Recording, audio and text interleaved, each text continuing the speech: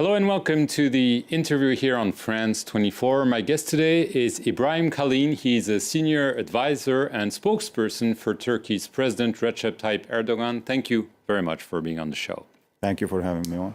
I want to begin with an incident that took place last week. Turkey withdrew 40 soldiers participating in a NATO drill in Norway, during which Turkey's founder, Mustafa Kemal Atatürk, and its president, Mr. Erdogan, were reportedly depicted as enemies. Both NATO Secretary General Norway's have apologized, but Mr. Erdogan has refused the apologies and said, "This is not against me, this is against Turkey." What does it say about your relationship with NATO? But I think we have a good relationship with NATO in the first place. Not so good anymore. No, I mean, this is one incident, but of course we are a strong ally, in NATO, and we've participated in many exercises. In fact, we've been part of NATO for more than 50 years now. Of course, this incident has to be studied, investigated very carefully. Who did it, and who put these pictures in there, etc. We have received apology, which is fine. But you don't accept it. One has to explain how, within a system like NATO, a military alliance, such strict disciplined system, such a thing can happen. It's not an accident for you. Well, I don't know the details. We'll see. I mean, we rely on NATO's explanation so far, and I think there will be an investigation. I think a couple of people have already been fired.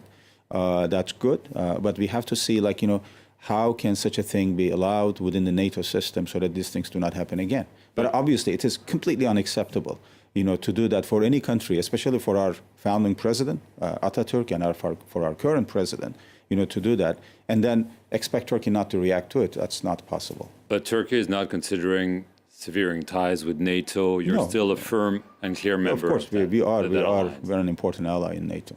I want to get to the relationship with the U.S. Obviously, there are some tensions.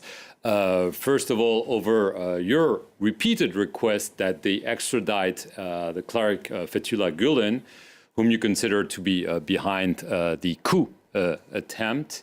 And there's also a tension about the prosecution in the U.S. of a man called Reza Zarrab. He's a dual Turkish-Iranian national accused of busting U.S. sanctions against Iran. The U.S. prosecutors in their filings have said that there is some evidence showing that he had some ties with the Turkish leadership, including your President. Why are you so worried about this prosecution in the U.S.? As far as our relationship with the U.S. is concerned, we have a long-standing strategic alliance with the United States. But right now, over the last couple of years, going back to Obama administration time, we have two main issues. One is U.S. support for PYD-YPG in Syria in the name of fighting Daesh. Number two is the Gulenist network in the U.S., where the Gulenists have taken place and used the system to their advantage through charter schools, visa fraud, money laundering, and many other things. Now they are using the U.S. system to launch attacks against Turkey. And the Reza Zarrab case, or the case for Halkbank, which is one of the public banks in Turkey, is part of this. Now, we have never asked for anything that is outside the legal framework. We have asked for his extradition to Turkey based on the treaty of extradition of criminals that we signed with the United States in the 1960s. So, and there are arrest warrants for many of these Gulenist operatives who live in the U.S. at the moment. So we are asking for their extradition so that they can be tried in Turkey. This is not happening. The U.S. is not going to extradite Fetullah Gulen. It's not happening, but they're not giving us any convincing explanation. Have you lost hope? Why? Well, we keep working on it. But they are not listening. But apparently, it is having a negative impact on the bilateral relationship, because if you allow such a group of people, function in your country against another key ally, how are we supposed to respond to that? And the Zarrab case is very embarrassing for your president, it seems. He's made repeated calls for the U.S. to drop it. The U.S. says no. If there is evidence tying Mr. Erdogan to this person who was busting sanctions. There is no tie. It's all I think they are just trying to put this to create some kind of a reputational damage for the president. Is this a political case? It is a political case. By the U.S. prosecutors? Absolutely. It's a political case. That's a very serious accusation. You're saying the U.S. is using its justice system to target your president? We have said it all along. This whole thing is a very politically motivated case. We are dependent on energy from outside. We had to do this trade with Iran. done. During the sanctions, we said we will have to try some other means to do it. Our banks were involved. Our economy ministry was involved. Americans know this all. Now, 3-4 years later, we end up with this court case, which was brought up for in the first place by Gulenists in Turkey, and they were dismissed in Turkey. Now they picked up the same exact indictment, and now they're doing the same trial in the U.S. But who is they? I mean, is it the Trump administration? It's not the Trump administration. So who it's is certain they? people within the system, within the judiciary, which the Gulenists apparently have made contacts with. You think the Gulenists are controlling the U.S. justice system? That's what you are saying. What No, I'm but saying that's is what that you're implying. it's being made political, and if you look at what the goal, what the implications are, what they're trying to do with this court case is apparently what they tried to do in Turkey before, and they failed. And he seems to be cooperating with U.S. authorities. Is that why you're so worried, Mr. Zarrab? I don't know the court details, so it's a judicial process. Again, I want to repeat that. We have never asked for anything outside the legal framework. But unfortunately, both the Obama administration and the Trump administration have failed to deliver on this key issue. And it is having an impact on the relationship between two key allies. I want to get to the other point that you mentioned. Obviously, major disagreement in Syria. The U.S. is supporting, including militarily, the Syrian Kurdish group known as the PYD. YPG, which is considered by Turkey as the offshoot of the PKK.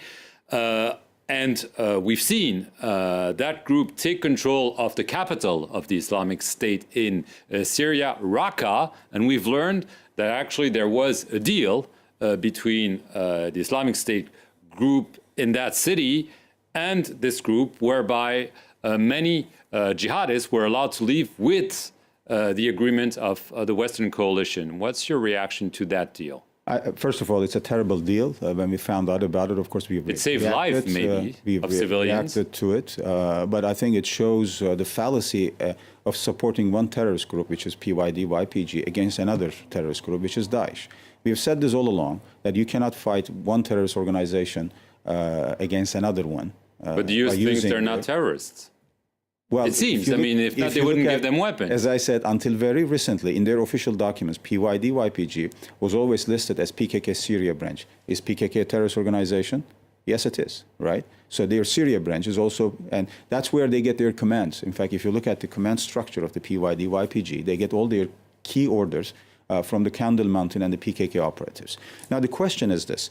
They've said all along that PYD-YPG is the most effective force against Daesh. Well, it's actually the other way around. Whoever the U.S. has provided that kind of support to another group, for example, to Free Syrian Army or Turkmen or other Arab groups, they will have been the most effective force against Daesh. They provided that military... A deliberate choice. Yeah, huge military support. They're saying that they're the best fighters. Why? Because they have the American backing. So what's the goal of the U.S.? I mean, what's the goal there? I mean, do you think they want to stay in that area? Because they told you, as far as I understand, that this deal was temporary. We need to retake Raqqa, Manbij, Deir el-Zor, all the cities control in that area. Do you think this was a lie? Well, first of all, we have supported and we've been part of the fight against Daesh.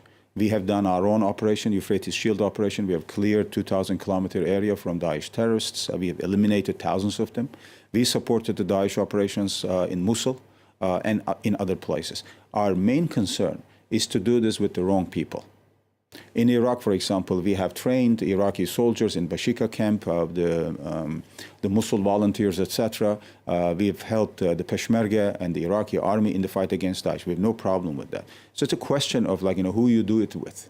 And our main opposition there, in regards to the PYD-YPG, they are PKK Syria branch, and you cannot legitimize what's the goal the PKK of the US? In the name of fighting Daesh. But what's the goal of the U.S.? To stay, to have a permanent They stay told us in that all region? along. They told us all along that their relationship with PYD-YPG is transactional and temporary, which means that once Raqqa is liberated, Daesh is eliminated, they will start disengaging. So we are now expecting the U.S. to disengage from PYD-YPG because the mission has been accomplished. And we will see. And we will see how they will devise their plans now. What are their plans? Do you think U.S. president wants a permanent president? There seems to be some consideration to stay there longer because now that the Raqqa areas, etc., have been cleared. Why? And the thinking probably is that they want to be there against the Russian-Iranian presence in Syria. Now, if that's the goal, that's the idea, that will complicate things even further on the ground. Why? Because one of the key elements as we go forward to the, for example, trilateral Sochi summit, the Geneva, Astana processes, one of the key principles that we have to keep in mind is to keep Syria together, that is Syria's territorial integrity. If you have so many different groups, whether they are non-state actors or states, etc., vying for territorial dominance, etc., that goal will be impossible to achieve. Just last question. There will be a top-level meeting this week between your president, President Vladimir Putin, President Hassan Rouhani, to try to maybe push ahead for a political solution in Syria. They obviously saved Bashar al-Assad. You want him gone. How can you agree on a political solution? Well, first of all, let me state for your viewers also that we see Astana process complementing rather than replacing the Geneva process. Now they're working in two different tracks. One is under the UN, one is under the three countries that you mentioned. Assad is not the person to unite Syria. He's lost that legitimacy. He's not the person to lead Syria to an inclusive, democratic, multicultural, a functional and legitimate governance structure. Obviously, it's up to the Syrian people at the end of the day. Or to the Russians or the Iranians? Well, the Russians and the Iranians, of course, supported How can you agree on this? Of course, we do not agree on this particular issue. It's a key issue. We will continue to discuss, obviously, and our position has been clear. And we believe that for the Iranians and the Russians, keeping Assad in power any further is not the way or the only way or even the best way to protect their interests in Syria. And you think you can convince them? We will keep working on it.